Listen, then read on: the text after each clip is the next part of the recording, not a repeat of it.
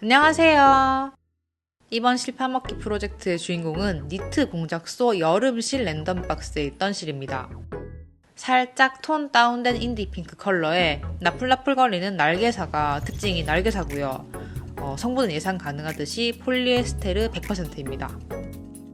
그래서 되게 부드러우면서도 가벼운데 약간 정전기가 나요.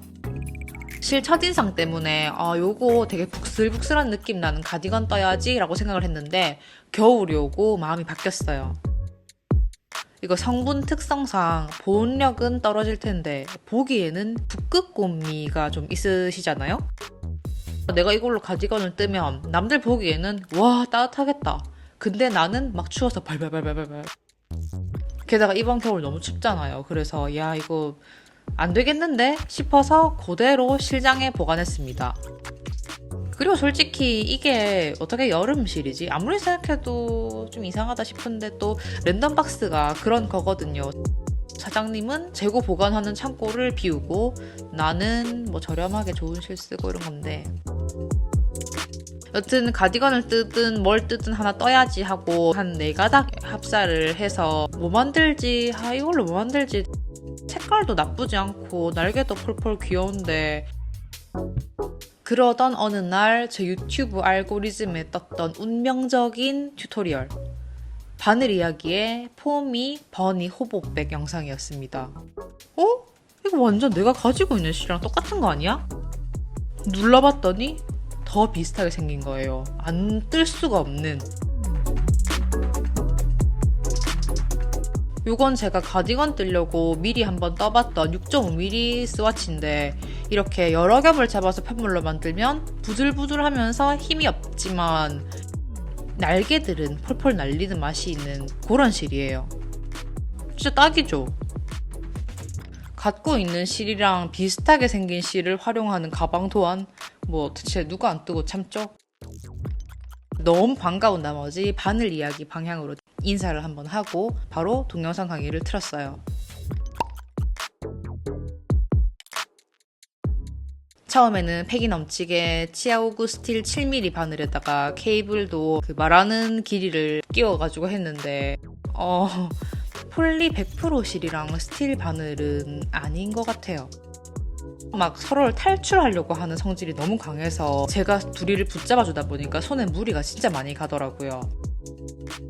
뭘 몰라가지고 시자코만 이거 스틸로 잡고 바로 막바늘 꺼내서 바꿨어요.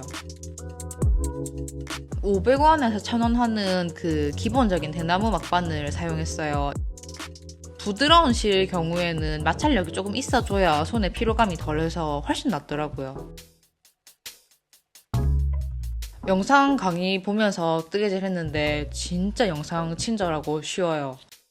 얼만큼 쉽냐면 코를 잡으라는 만큼 잡고요.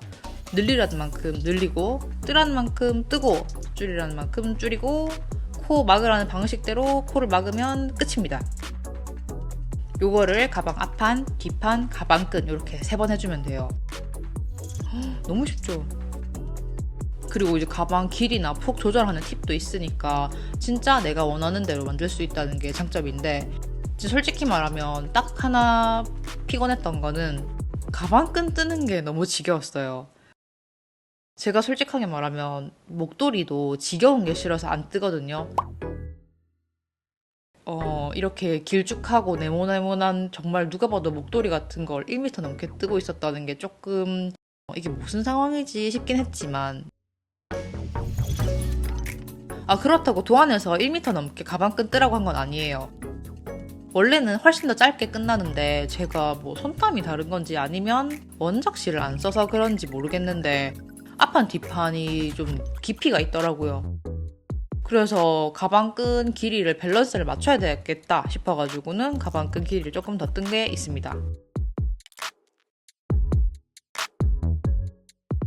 참고로 영상에서는 가방 몸통이랑 가방끈 이어줄 때 서로 안 틀어지게 딱 가운데에서 중심 잡고 양쪽으로 뻗어나가면서 돗바늘로 감침질을 하라고 해요. 근데 저는 돗바늘을 별로 안 좋아해요. 그래서 잠깐 고민을 하다가 또 꼼수를 쓰기로 합니다. 가방을 배치하는 건 똑같고요. 겉면끼리 마주보게 잡고 앞면을 이렇게 밖에 두고 해가지고 코바늘 짧은뜨기로 삥 둘러줬어요.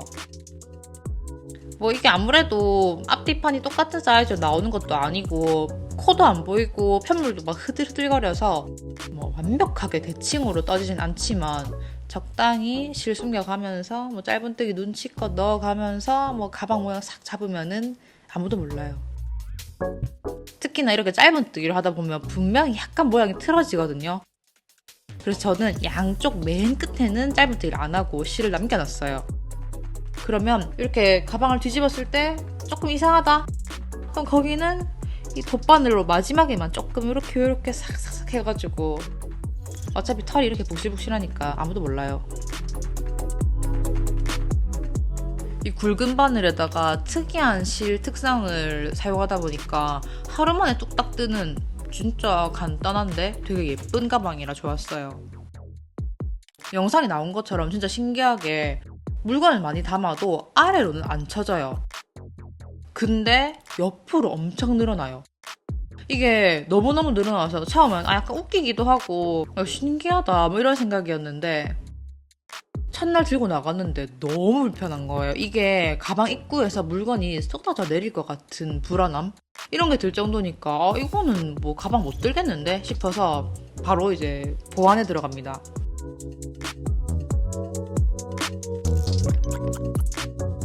원본 쓰시는 분은 그거 바로 써도 되고 저는 날개살을 아이코드 기계에 돌려가지고 끈을 만들었죠. 가방 조임끈을 만들어서 돗바늘 연결해가지고 그 파우치 만드는 것처럼 스트링 파우치 이렇게 가방 입구 부분을 막 슬렁슬렁슬렁 지나가가지고 맨 마지막에 가방 스토퍼를 끼웠어요. 그러면은 이제 내가 필요할 때는 가방이 좀 많이 늘어나게 하고 만약에 조금 뭐 물건이 쏟아질 것 같아서 불안하다 이러면 스토퍼를 쫙 조으면은 가방 입구가 닫히니까 7mm 편물이다 보니까 그 중간중간에 여유가 많아서 딱히 가방 그 끈이 보이진 않더라고요. 버니 호버백 떴는데 막 해벌레 늘어지는 거 너무 싫다. 그러면 뭐 꼭 이 끈 아니더라도 그냥 비슷한 색깔 리본도 있고 뭐 아무 실이나 해가지고 스트링 파우치 입구처럼 딱 조아버리면은 불편함이 싹 사라질 거예요. 아마 이 원본 영상에서도 이 부분을 넣을 수 있었을 거예요. 근데 이제 좀 쉽게 완성하는 걸 강조하려다 보니까 안 넣으실 것 같은 느낌?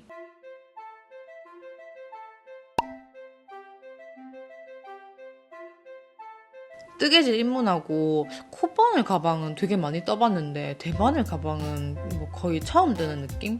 뭐 기억 못하는데 있을 수도 있지만 여튼 그래서 너무 신기했어요.